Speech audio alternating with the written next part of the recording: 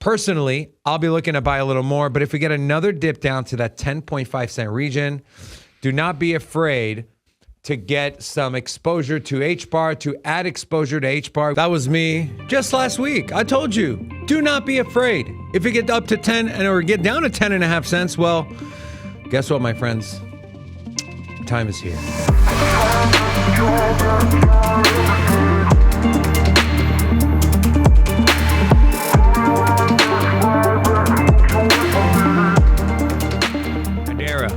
Big spill off, right? We were supposed to break out to the upside of this rising megaphone wedge, whatever you want to call it, channel.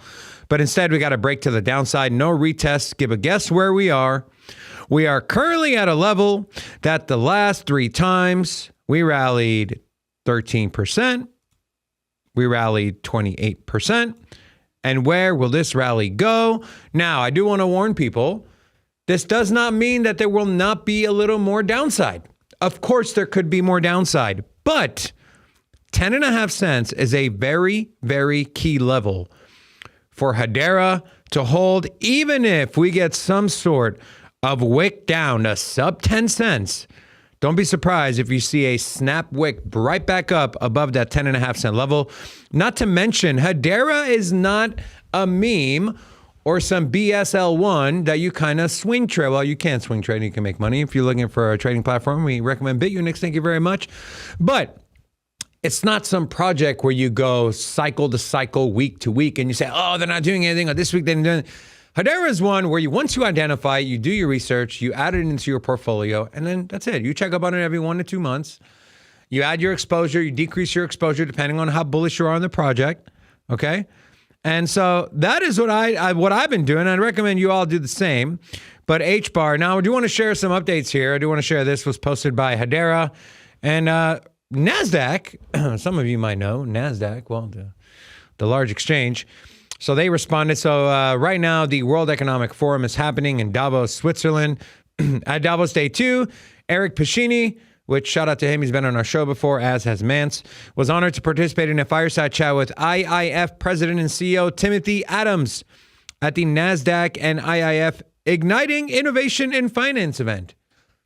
Oh, that's what it stands for. I was like, what does IIF stand for? Interesting. There it is. Igniting Innovation in Finance. To which NASDAQ responded, thank you for joining us at the NASDAQ Base Camp. Why is this important? Guys, remember, it was, I think it was late last week or literally yesterday or even over the weekend, NASDAQ came out and said, guys, we're going to start rolling out 24/7 trading on the blockchain. Sealed deal, done. All the talk about it's happening. Now, the speculation, well, what's it going to go on? Is it going to leverage this one? Are they going to use Chainlink? Is it going to be Polygon? Is it Ethereum? So rumors swirling. Maybe HBAR is going to play a part in that. I don't know.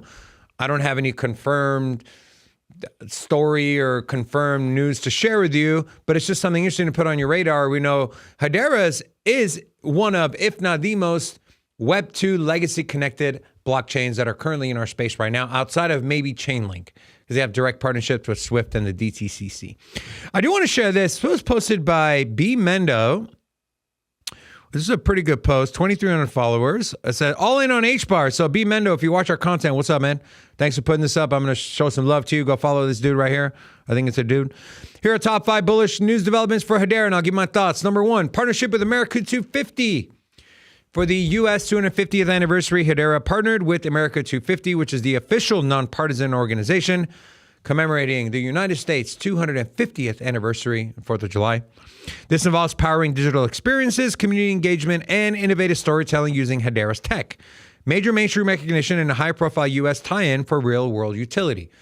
Now, I'm not so sure. I mean, like, great, utility, cool. I don't think the average person is going to be like, oh my God, it runs on Hashgraph instead of regular blockchain, proof of stake. Oh my God, Hedera. No. It's all about name recognition and branding, right? That way, when retail decides they want to get back in, right now they definitely ain't getting back in. When they decide to get back in, they're like, wait, they scroll down Coinbase and Kraken and Crypto.com. Like, wait, that looks familiar. HBAR, oh yeah, they were part of the America 250. That is what that's good for. I don't think anyone's going to know or understand like the benefit of Hashgraph versus proof of stake or whatever. So there's my thoughts on that. Number 2, Mingo. secures exclusive ticketing deal across 54 countries on Hedera. They landed a massive global ticketing rollout in 54 countries using a blockchain to combat fraud via NFTs and secure systems. This expands Hedera's ecosystem in entertainment events and signals strong adoption in a multi-billion-dollar industry. This is great. I personally have never heard of Mingo. That doesn't negate the fact that this could potentially be a big deal. Now, if this was something like Ticketmaster, I think it would be a different story. But still, big company, 54 countries. Hedera is at the limelight. Great. Number 3, Tata Communications. Tata, Hedera council member, fully adopts Hedera for supplier billing. I would hope so. Right? You're part of the governing council. I would hope you use your own product. Tata disclosed 100% adoption for settling bills with 1,300 suppliers on Hedera, plus plans for a global roaming marketplace. This shows deep enterprise integration from a governing council member. Now, this is what we always envisioned with Google. And you know how Google was sitting on the board and Boeing was sitting on the board. Like, look, they're board members. They're going to use it, right? So I think this sets a great precedent for the other board members. Now, let's say they get an NVIDIA to be a board member. Is NVIDIA going to start using it? I'm just throwing names out there, but you never know, and this is what you want to see. Number 4, continued Hedera spot ETF flows. Now, this is a different story. I think Wall Street's going a little more risk off. Gold, silver continue to rally.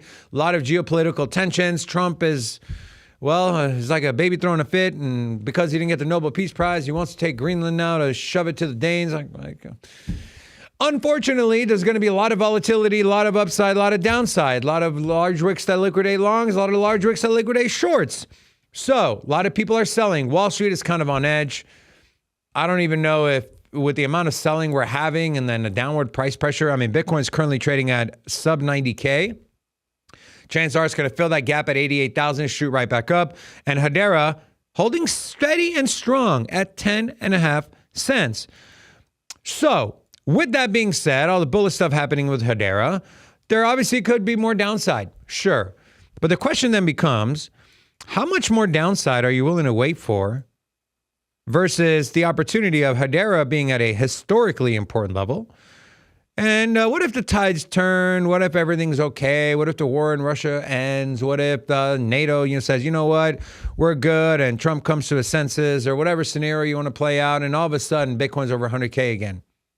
Was it worth waiting for that extra penny entry to see Hedera turbocharge, run it to 15 cents, give you a 50% return? That's a question only you can answer. I hope you enjoyed the video. Make sure to subscribe. Like the video, like the channel, like whatever you want, and come check out our live show Monday, Wednesday, and Friday at 10:30 a.m. Pacific Standard Time. Till the next one. Peace.